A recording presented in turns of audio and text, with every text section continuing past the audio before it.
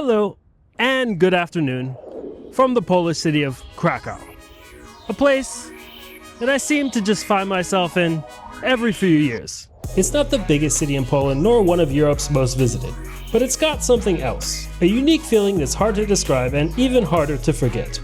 But on this trip, it's a little bit different because I'm actually on my way over to the country of Ukraine. In this video, I'll take you along on my most recent trip to Krakow as we explore three of its most iconic neighborhoods: the Old Town, Kazimierz, and Podgorze. Of course, along the way, we'll cover all the basics too: where to eat, where to stay, how to get around, and all that good stuff. And maybe, just maybe, the next time you're choosing between Paris, New York, or Tokyo, you'll consider Krakow instead. Let me show you why. Kazimierz is Krakow's historically Jewish neighborhood, and that identity is still very much at its core. Now, depending on who you ask, it's probably not the most beautiful part of the city. We'll get to Krakow's Old Town later with all of its classic European charm and postcard-perfect streets, but Kazimierz, there's a lot more going on here than meets the eye. For one, if you're looking for quality nightlife in Krakow, this is the place to be.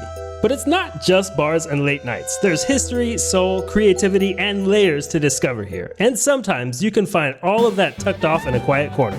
Just off a small side street tucked behind a courtyard gate, there's a place called Klezmerhuis, Yiddish for klezmer house. Entering the building feels like stepping back in time.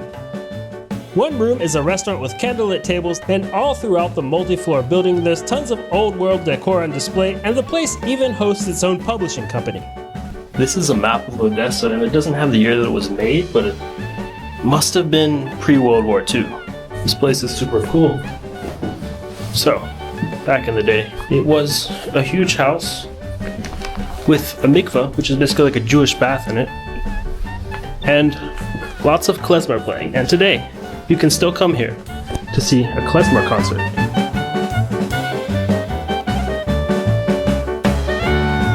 And hungry after walking up and down the stairs, I decided to eat in the restaurant. They've got all kinds of classics like matzo ball soup, chopped herring salad, and real European kugel, no noodles allowed. And now my time is short, so a lot of the time I'm spending here in Kazimierz, or as I've learned in Polish, it's pronounced Kazimierz, is in the dark. But still you can see, this is the main little market square of Kazimierz. A lot of nice businesses here. In the day there's a few more things for sale, but you can see there's like a menorah and some random stuff for sale on that table over there. That's definitely the vibe here. Over here is where you'd have your market during the day, like the real big one. And if you want to eat something cheap around here, you've got kebab and similar Middle Eastern food galore, and then zapiekanka like crazy. If you're not familiar, we'll talk all about this Polish specialty later in the video, so stay tuned for that. Let's take a closer look though at what's for sale here tonight. A lot of stuff in Polish. Because I didn't see other like naked people on books. Yeah. Okay. Yeah, in the communist time, I think it wasn't allowed. And by the way, over here is one of the most legendary Polish institutions. I just don't need a drink right now, but if I did, I would definitely go to a pijalnia. Essentially all that pijalnia means is a place where you can get relatively cheap drinks, and then there's also some food to go with it. They're usually really popular with students. Here you see the menu. Basically everything is under €5 or $5. But a new day comes with a new mission. One just across the river from Kazimierz. Over here in the Krakowian neighborhood of Podgorze, there was a Jewish ghetto during World War II. In fact, right where I'm standing, there was that ghetto. In 1943, it was raised by the Germans and attempted to be hidden, but you do have a lot of remnants of that dark time in Krakow's history in this area still, including the Apteka Podgórze. To put it simply, the owner of this pharmacy, Tadeusz Pankiewicz, I believe it's pronounced, used his legitimate pharmacy business to help save a number of Jews, as well as pass messages between people outside of the Jewish ghetto and people inside of it. Since 2013, this building has actually served as a museum. So let's step in and take a little bit of a look around. In English, the name of the pharmacy translates to Eagle Pharmacy. And at the time that the Nazis decided to place the Jewish ghetto in Podgorze, it was the only pharmacy operating in the area. While the owner Tadeusz was a Catholic, since there were no other pharmacies in the area, he ended up being the only non-Jew to be granted permission to stay in the ghetto. The current exhibition goes quite in depth and gives you the feeling of what it would have looked like when the pharmacy was in operation. While the current museum that you see here was opened in 2013, other exhibitions were actually held before that in the same space. The first permanent exhibition that began in 2003 was opened after significant contributions from film director Roman Polanski, who himself was a prisoner of the ghetto. Just a few blocks away from there is another very important historical site that I'd been wanting to visit for years. Perhaps you're familiar with Oskar Schindler, a German industrialist and member of the Nazi Party who is best known for helping save the lives of over 1,000 Jews during the Holocaust in Krakow. In short, he did so by employing them at his factories, and today what was Schindler's enamel factory is now a museum. So I thought I'd drop in and give it a visit. Although the museum is in Schindler's old factory, the bulk of the museum focuses on informing visitors about the Holocaust and Nazi occupation of Krakow. There is, of course, some information about Schindler's heroism, and you will find some artifacts left over from the factory. There's just so much history to be informed about in an immersive way here. But while you definitely can visit as an individual like I am today, there are always lots of groups visiting here too, so it can be pretty busy. But on the positive, as a result of there being groups around all the time, you can pick and choose when you feel like listening to a guide or not. Here is Vistula River. Around 17,000 Jews that were living in Krakow in March 1941 had to relocate on very small area. We are more or less here, but you cannot find factory on this picture. Factory was established in 1937. Picture is from 1919. These Jews who worked in this factory, every day they walked under railway, walked Lipova Street, and they were working here. Beyond just being an important educational resource when it comes to World War II, there are extensive artifacts from that dark time in Krakow's history on display. While we're talking about stuff from a deeply disturbing part of history, it's also places like this that are essential to ensuring that atrocities are not forgotten nor repeated. My only regret is that it took me 4 trips to the city to visit the museum. But when in Krakow, probably my favorite time is lunchtime. Okay. Do you need English menu? Oh, that'd be nice. Thank you. So here it is. You can take what you want, you can see what you want, and please order here, okay? Okay, perfect. Thank you. Krakow has hundreds of simple canteen-style restaurants just like this one. Often they'll only open up for lunch, and they're an awesome way to eat out on a budget. Plus, in my opinion at least, Polish food is very underrated. And Krakow, really the whole country of Poland, has quite a cafe culture that's not often talked about too. Throughout the city, there are dozens of great cafes, but I do really like this one because it also comes with a nice view. This building also hosts a museum, a theater hall, I'm not even sure what else. But for the views, you've really got to go up to the cafe just because here, it's a bit blocked off.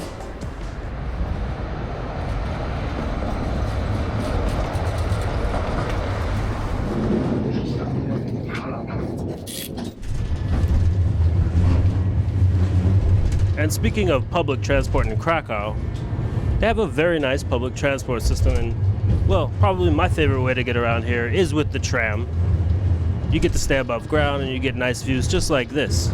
But a word of warning, just because there are no gates to get on or off of any of the public transport here does not mean it's for free.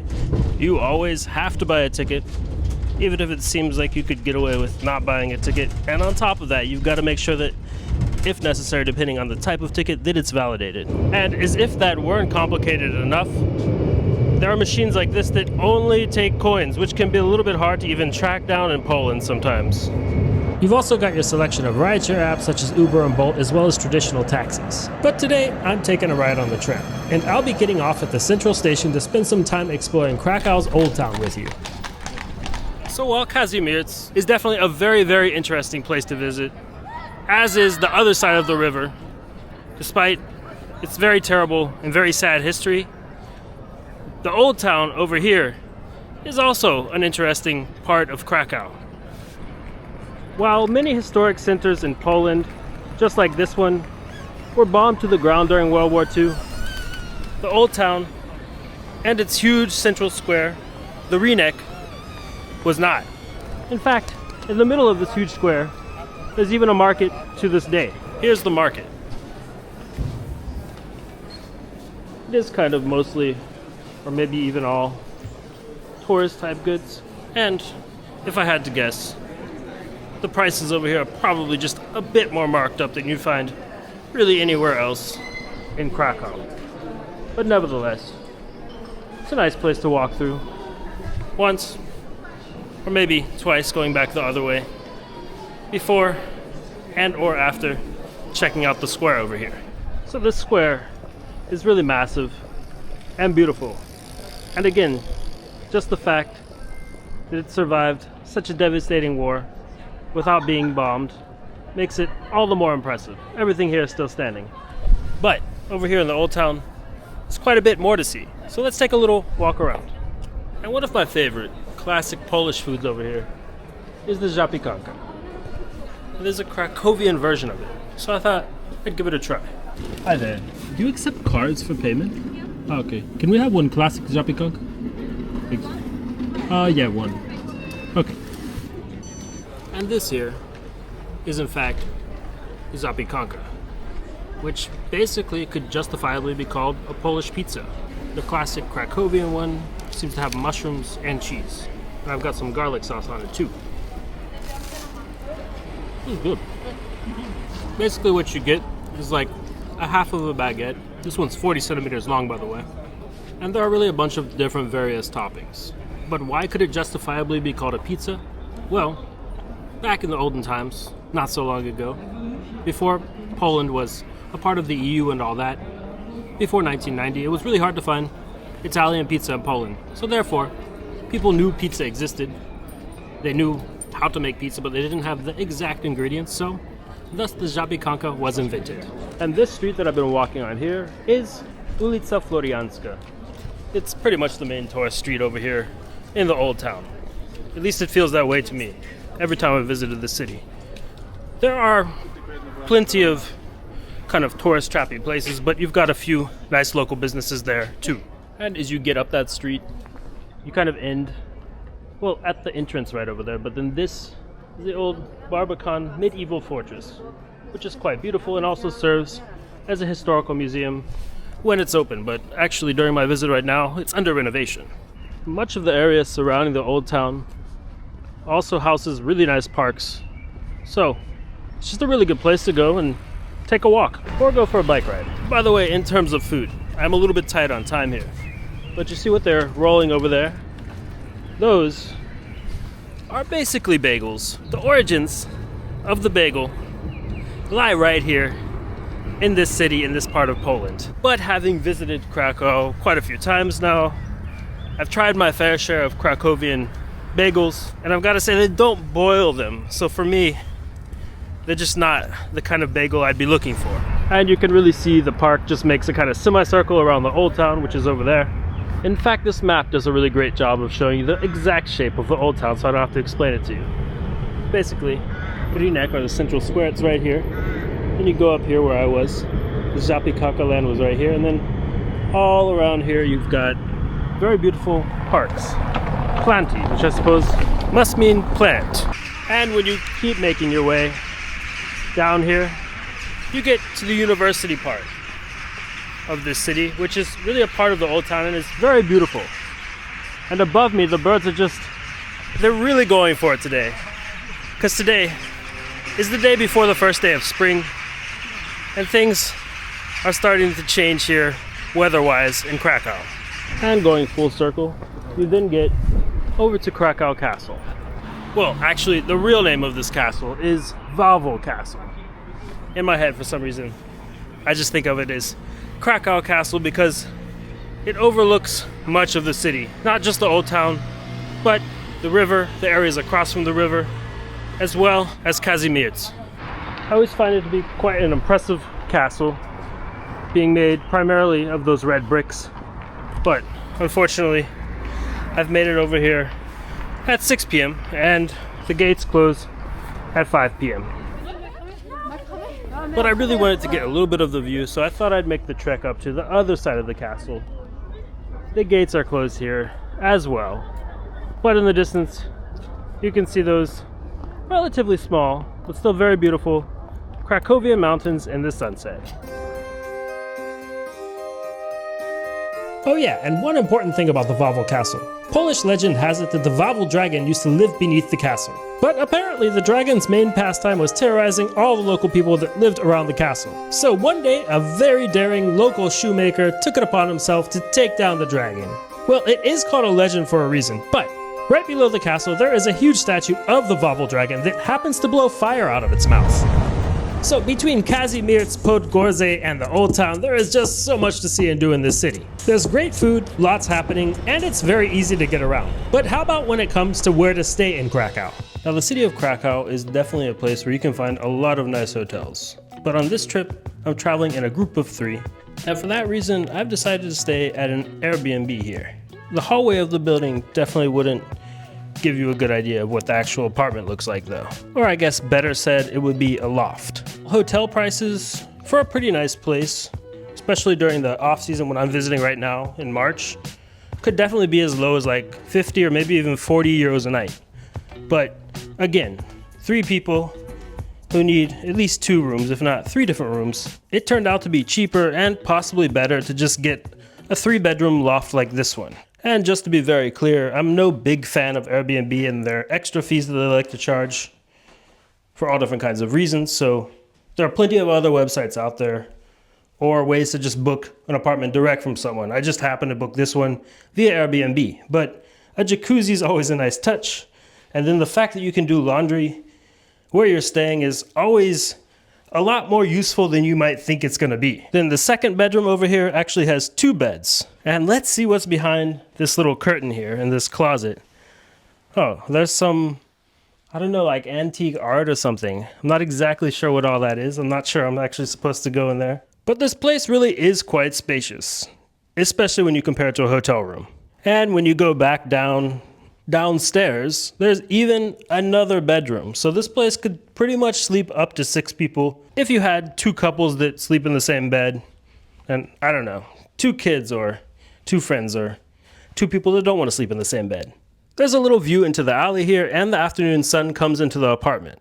Plus there's a pretty large kitchen, complete with coffee for you to drink. And my wife just left me some beautiful Krakowian, or at least Polish donuts on the table. And then as for the views on the other side of the loft, I'm pretty thankful that the bedrooms are all back there next to the alleyway just because there is a tram line going here. So this isn't the most luxurious Airbnb in all of Krakow, but it only cost me around 70 euros a night. And I think that's a pretty solid deal for 3 people. When you break it down, it's less than 25 euros per night per person. And wow, another sunny day over here in Krakow.